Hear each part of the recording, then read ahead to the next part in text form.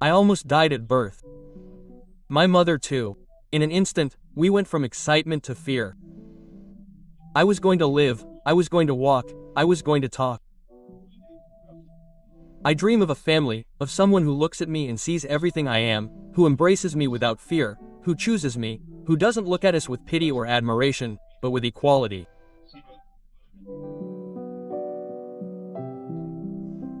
I'm very happy that you came here, Ivan, that we can chat for a while, and the first thing I want to ask you is, who are you? What word represents who you are? I'm Ivan Davidovich, I'm 25 years old. I have cerebral palsy due to hypoxia at birth, a lack of oxygen to the brain that affected my mobility and my speech, but not my ideas or my will to live. I speak with my eyes thanks to an augmentative and alternative communication system. I'm an ORT alumnus, a multimedia designer, entrepreneur and activist for communication rights. I know what it's like to be silent. I know what it feels like to have so much to say and not be able to. That's why today I choose to be the voice of those who have not yet been heard, so that no one else is left without words, without opportunities, without bridges to express themselves. Tell me about your childhood, how it all began, Ivan. I almost died at birth. My mother too. It was the year 2000. Everything seemed normal. My mother went to the hospital to give birth, but at one point everything changed. Her uterus ruptured. I stopped receiving oxygen and she lost a lot of blood. She tells me it was like a bomb fell on our lives. In an instant we went from hope to fear. I was going to live, I was going to walk, I was going to talk. No one had answers, only uncertainty. From that moment on, a very hard journey began for my family. While I was fighting to survive, my father was assaulted and shot in the leg. They had to face trials, doctors, diagnoses, even spying. But despite everything, I never lacked anything. I learned to fight it from day one, just like my mom. She was a lioness. Step by step, day by day, I went through each stage. Sucking, holding my head up, rolling over, pushing myself, crawling, eating, talking. Some things weren't possible, like walking or talking with my mouth. I was a child who spoke with his eyes. Asking questions, answering, laughing. My eyes were always my way of being present. I always knew that my eyes were my gateway to freedom. When I turned 4, I had only one wish, a racetrack with a crocodile. Sure, something simple, something any child would dream of. But I couldn't put it into words.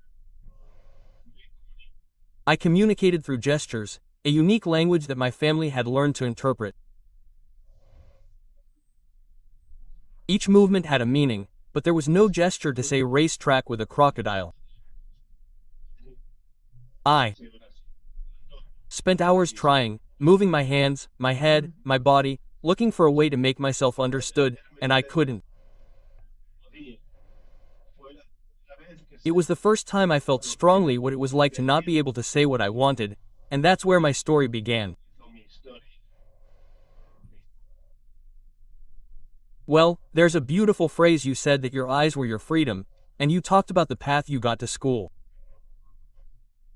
Tell me a little about that and what support you had.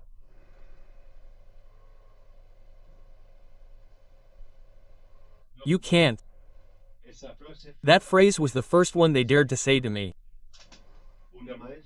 A kindergarten teacher told me, "You won't be able to continue at this school." Just like that, without thinking, without qualms. I was very young, but that phrase stuck with me.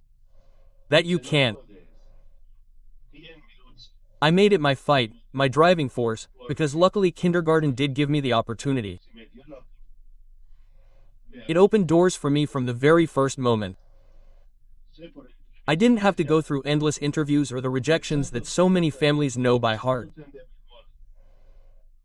They didn't ask me if I was going to make it, they simply embraced me as I was. I went happily every day. That place was my refuge, a space where I didn't have to ask permission to be a part. I played, I learned, I played sports. My classmates helped me, took care of me, and got angry if I didn't put the games away. That's where my story of belonging began, and that's where my story with communication began too.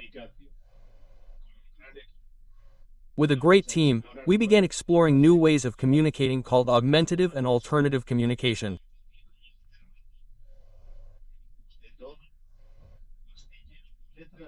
We tried everything. A pillbox with letters as a keyboard, buttons with recorded phrases, an adapted Nintendo joystick, a tablet with a headband that I moved with my head, and one day I discovered that I could use my nose to control the screen.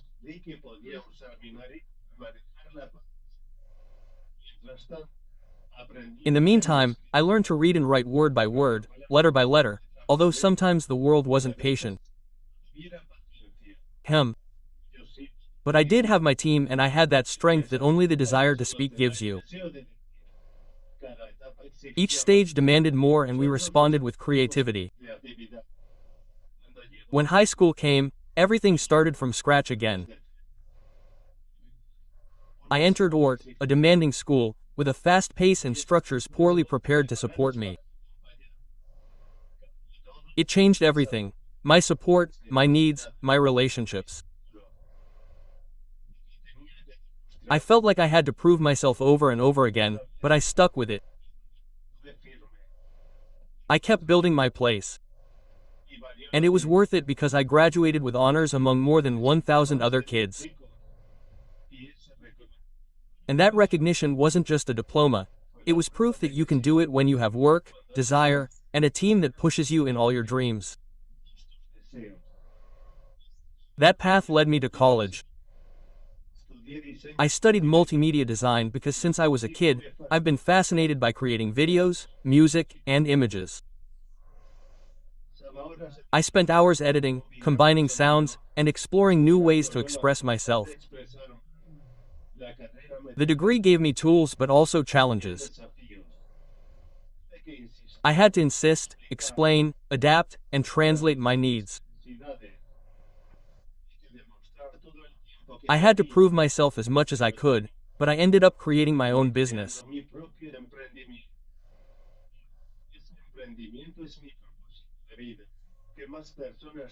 Today, that venture is my life purpose. For more people to have their crocodile track, to be able to say what they feel, to have access to education like I had, to have the opportunity to be seen, heard, and valued, because when you are given an opportunity, your present changes, but when you can communicate, learn, and decide, your life changes.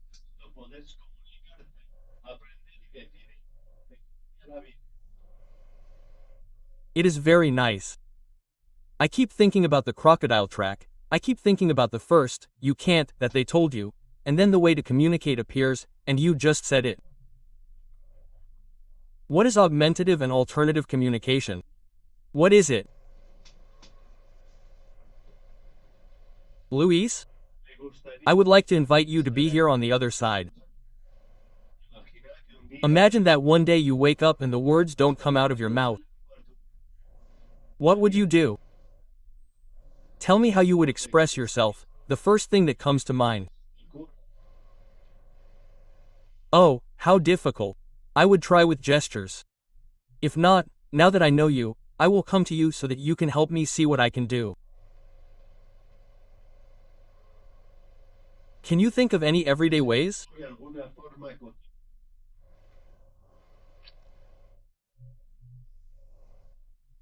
You know what, I can't think of, if I couldn't, I wouldn't know where to start. Ivan.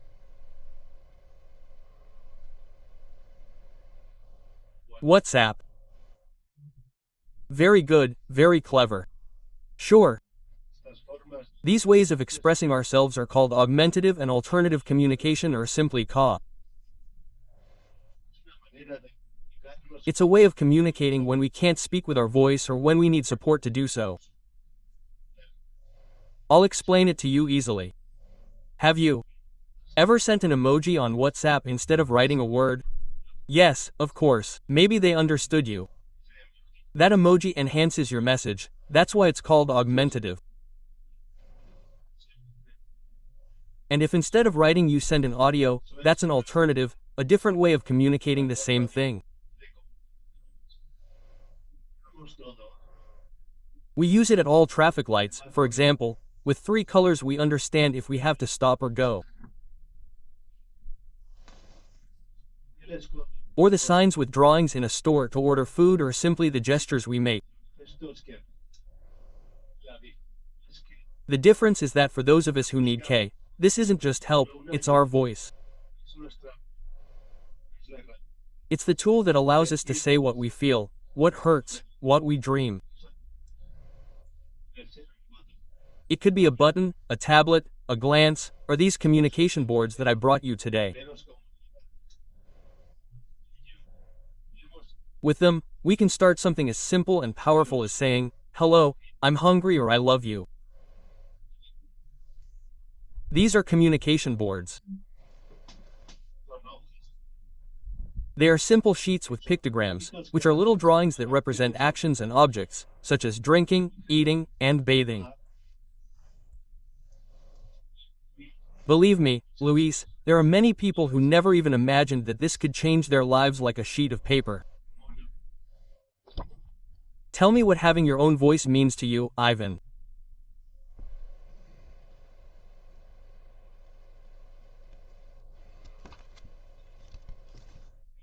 My eyes are my voice.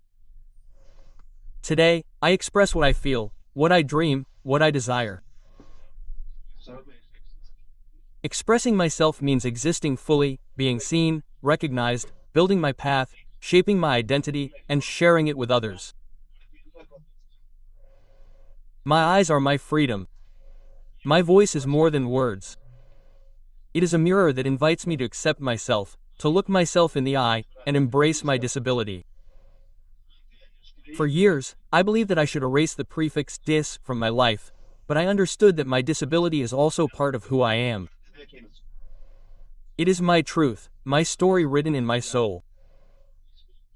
It is my struggle, my resilience, and, above all, the voice that powerfully says, "Here I am." It is so beautiful to hear you speak because you have a certain poetry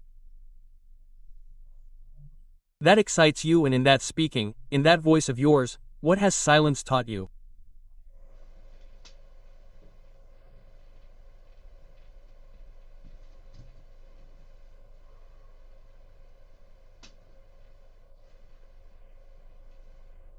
This is silence. Millions of people experience this uncomfortable silence all their lives. It means seeing differently, looking beyond words, reading gestures, glances, pauses. Silence forced me to stop and consider what others overlook. It taught me that there is beauty in simplicity, that sometimes a glance says more than an entire speech. It taught me to seek other ways, to build paths where I didn't know how, to invent my own languages, to understand that there is no single way of saying things. Silence taught me patience, but also urgency. The urgency of making space for all voices, even if they don't come with sound. I learned that silence is not always empty. Sometimes it is waiting, other times it is resistance, and other times it is contained strength that one day finds a way to emerge. Silence shaped me, and when I was able to break it, I discovered that my voice had always been there. I just needed another way to get out into the world. I apologize because I'm really moved by listening to you, because I believe that in a world that talks so much, silence isn't valued, which is why hearing what you say about silence moves me a lot. Tell me, Ivan, what's it like? Do you want to say something?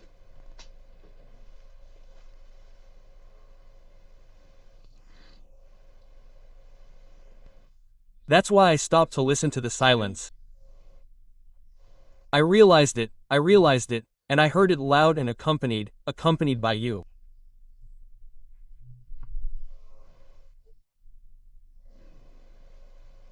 Tell me a little bit, Ivan, what your social life is like anyone else's.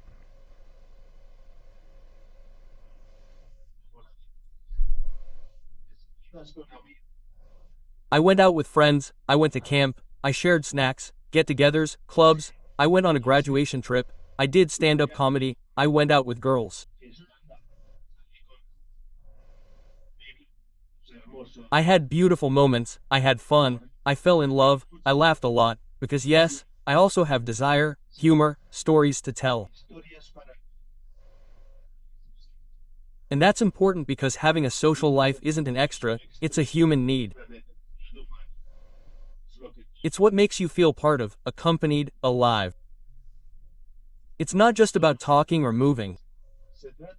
It's about belonging, sharing, and enjoying with others. Social life builds identity, bonds, and memory, and all of us, without disabilities, have the right to live it to the fullest, without barriers or permissions. Well, promise me that the next time you go out to a club, you'll invite me. We'll go out together. It could be.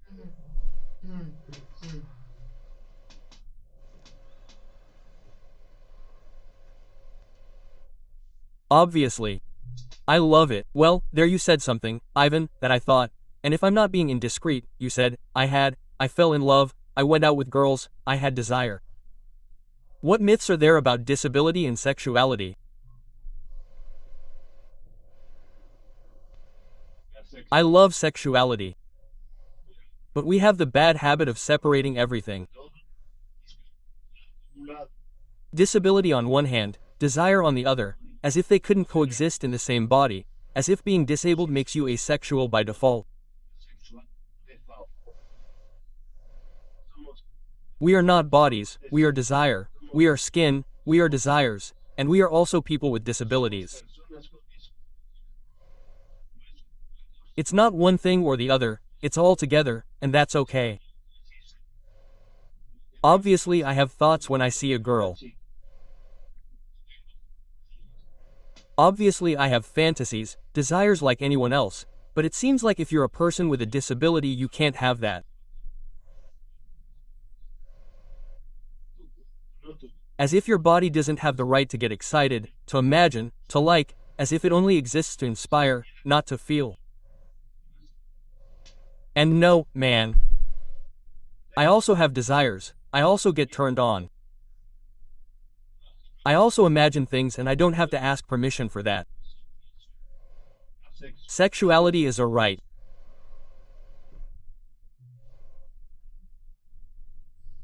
Well, I'm left thinking about what you're saying and many times the barriers that you have to face in people with disabilities that we don't see, and it's good to talk about them to learn. What barriers do you face, Ivan? The word inclusion no longer has value. It's become a nice phrase to put on posters, but empty in practice. Everything is so intervened, so superficially made up, that it's obvious it's no longer enough. And that's the biggest barrier that exists in Argentina today. A person with a disability can't live with dignity or move freely. There is a lack of real ramps, truly adapted bathrooms, clear visual information, accessible signage, maps with pictograms, communication systems. Goodwill is not enough. Political decision is needed. This is not a whim or a luxury. Accessibility is a right and it must be guaranteed in public spaces, hotels, restaurants, beaches, offices. We cannot continue talking about inclusion while we continue to leave people out. And Luis, I want to ask you, how do you think we can start talking about coexistence?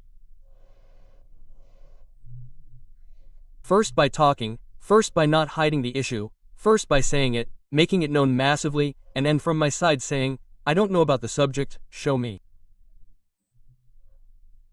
And spreading it and talking about it, not hiding it.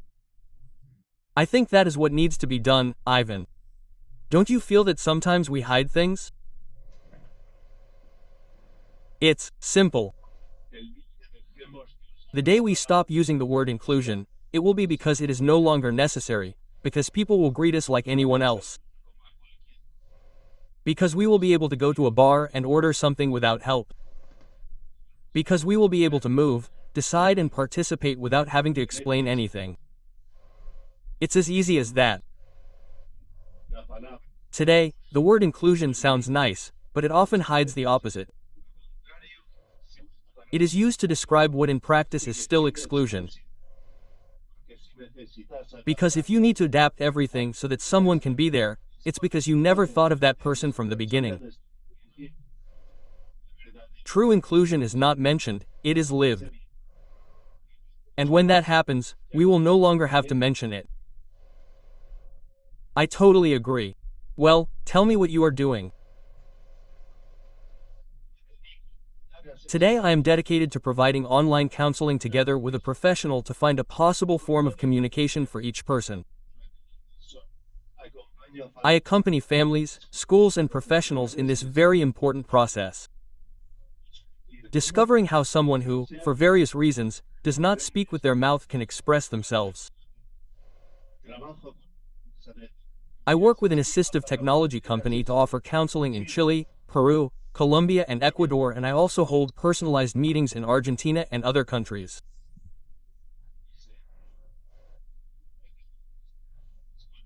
I analyze each case, listen to the story, assess the needs and propose specific tools, boards, devices, gestures, pictograms, technology.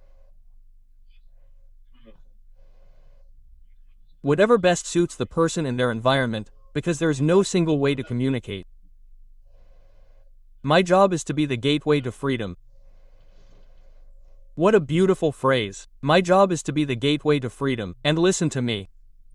Specifically, what projects are you working on with all this? I work so that everyone has their crocodile trail, because one opportunity can change everything. Today, that is the purpose of my life, to build bridges so that others can also cross theirs. Communication and technological bridges. Bridges that are born from empathy and are built with innovation. I work giving talks, creating accessible resources, developing technological solutions, training teams, and supporting families and professionals throughout the country. I work so that no one else has to grow up in silence. That is why I founded my multimedia agency with a community mission, to be that bridge to freedom, the one that allows each person to find their voice.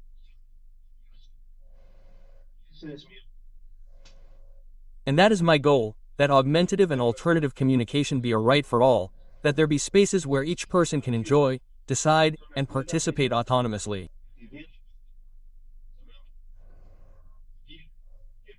And also that we can learn stories, reach out, and help schools, companies, and foundations create environments designed for everyone. Because every action, every gesture, every glance at another person is an opportunity to make a difference in someone's life. And when someone tells me, "You changed my life," a mother hugs me and says, "My son can communicate." I have no words. It's something so big that it doesn't fit into my soul.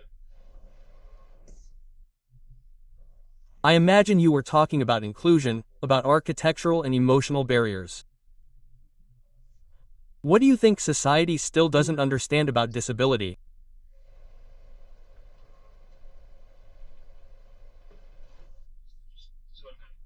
That we are people, we are not diagnoses, we are not special cases, we are not mandatory inspiration or a burden. We are people with desires, decisions, dreams, opinions, and a voice, with a right to love, to get angry, to choose, to make mistakes, to have a life of our own. Society continues to view disability with pity, fear, or forced admiration. But what we need is something much simpler and much fairer. To be treated as who we are. People with support when needed, with real opportunities, with spaces that include us without asking for permission or justifying our presence. Because real change doesn't start with inclusion. It starts with recognizing our humanity. Hey, you know I'm Ivan. I'm a huge Harry Potter fan and I'm Gryffindor and I'm all that. I'll give you Harry Potter's wand. What do you do? If I could, I would change everything from scratch, because what we have is useful to us.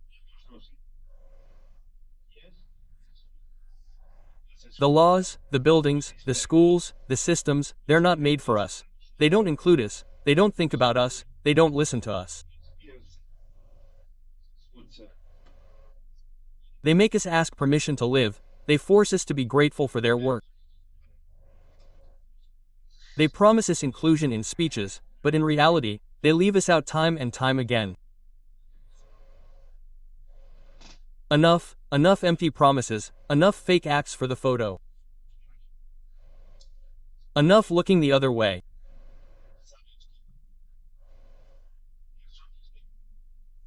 I know it breaks my heart to see people in their 40s, 50s who could be working, speaking out, making decisions and are locked up, isolated, silenced, not because they can't, but because no one ever stopped to give them a chance.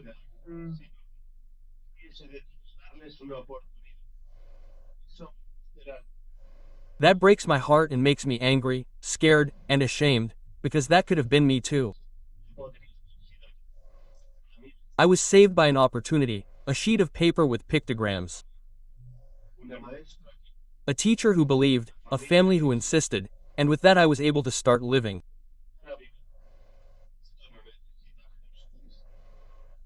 This doesn't need adjustments. It needs us to tear it down and rebuild it from empathy, from rights, from truth. We don't want any more forced adaptations. We want to be there from the beginning. We want to be part of the design, of the system of life and not have to keep fighting to exist. And what is your greatest wish, Ivan?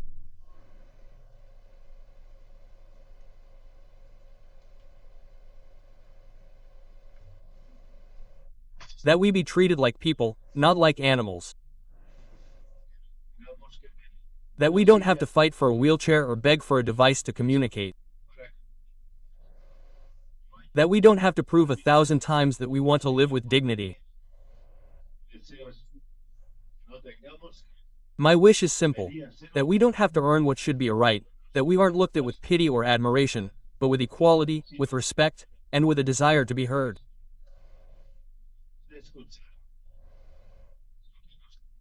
I want them to look us in the eye, ask us what we need, and believe in what we have to say.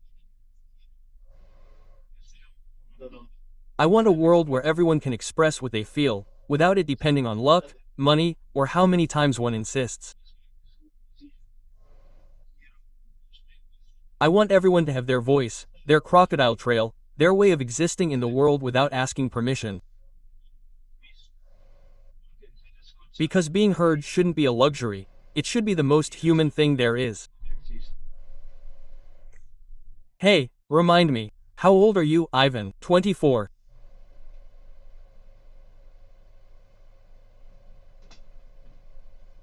25. Oh, you're very old, you're very old. And how do you see your future?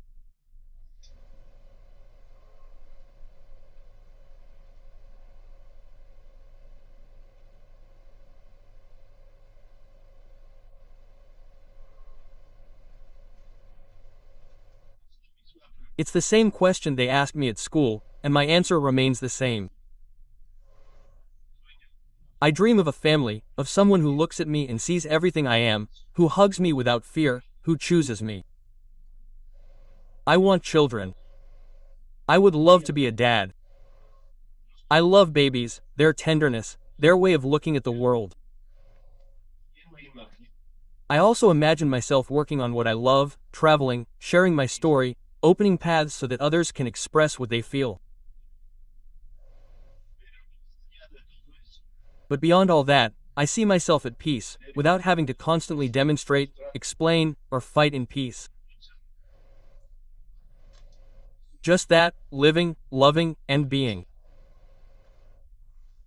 Well, I want to say thank you. Is there anything else you want to say?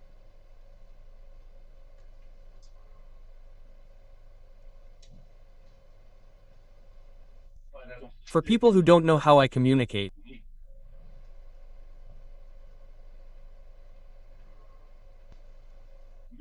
I communicate using an eye tracking system.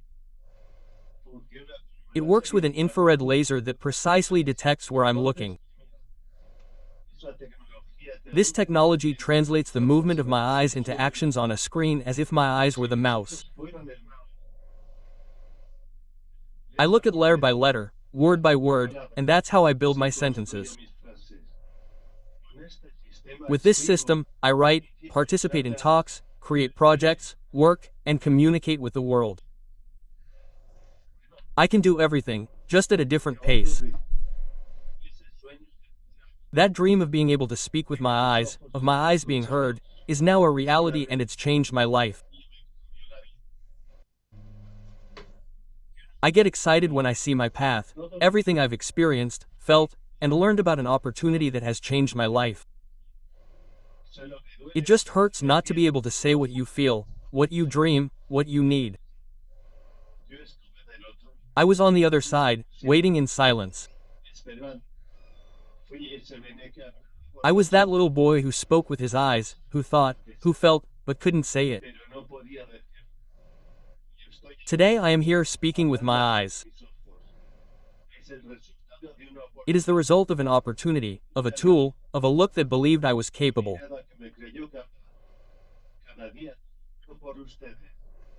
Every day I work for you, for the families who are still waiting for an answer, for the children who today remain silent, for a law that guarantees the right to communicate from the first day.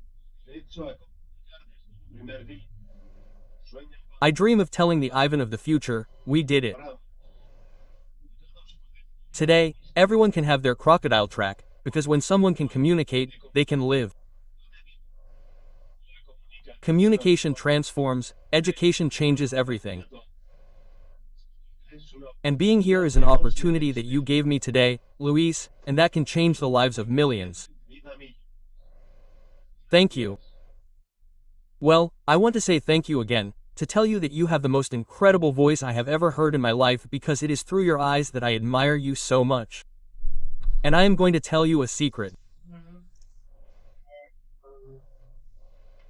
When I saw you, I did not dare to give you a hug because I thought I could hurt you or that I could. And I learned by listening to you that that is a prejudice of mine that I have to change. Can I give you a hug? Thank you so much. Thank you, thank you, thank you so much. I admire you so much.